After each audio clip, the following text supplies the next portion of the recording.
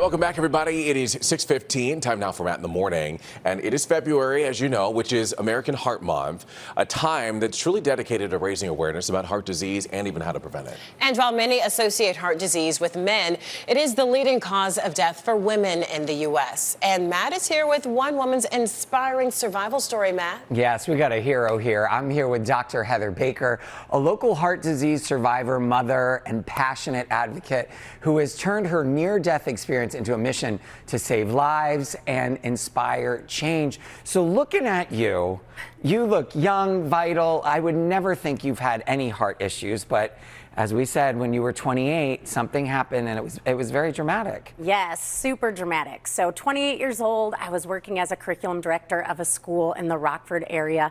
I woke up feeling normal, drove to work, walked into a meeting, was laughing, joking with colleagues, and all of a sudden felt really sick. I took one step towards the door, collapsed, my heart stopped. I was dead of sudden cardiac arrest. I fell face first into the table and collapsed to the floor.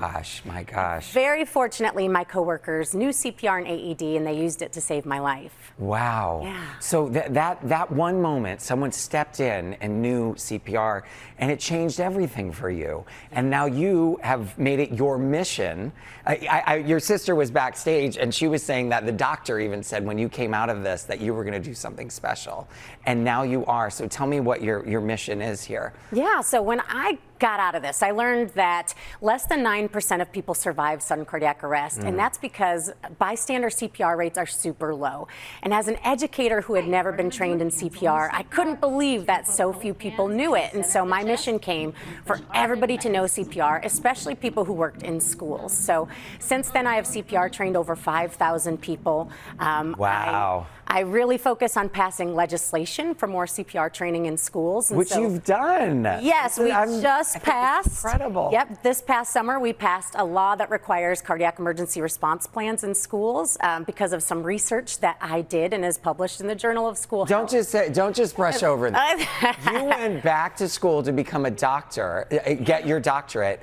And you looked at the research because people were telling you, no one wants to learn CPR. They don't want to teach that in school. And you found the facts and the information to prove otherwise. Yes, I joke that I'm a Scorpio. So when I was told by legislators that they weren't going to go for laws that would require CPR training in schools because teachers wouldn't want to be trained, I said, how do you know that? Right. And they said, well, I don't know. So I got my doctorate just so I could do this research to prove them wrong. And we did. And that research, very fortunately, the American Heart Association and I are working together to pass laws throughout the United States. Wow. And what can someone do right now if they want to go learn CPR? Where do they go? Yeah, go to the American Heart Association website. So you can find a trainer near you, and they will help get you hooked up with a local class in your area. But also, National Wear Red Day is this Friday, February 7th. So National Wear Red Day is in honor of all of the women battling heart disease. So something really easy you can do is wear red this Friday, and even just check out a YouTube or TikTok video of how to do CPR. I think that's staying alive, staying alive. Yes, that's the song. That's how you do it. You can do almost any song. And real quick, I think this is just like Shakespearean. Your son, 2 years old, also has a heart issue. Yes. And you've been on this mission long before, so that's got to really hit home now. It's not just you're saving your son's life in a way. Absolutely. Yeah. So my son Easton was diagnosed 27 weeks in the womb with a dangerous heart defect. And so a lot of kids have heart defects. We knew early on, luckily, and we were told he probably wouldn't be born alive. Luckily, he was, and he is flourishing.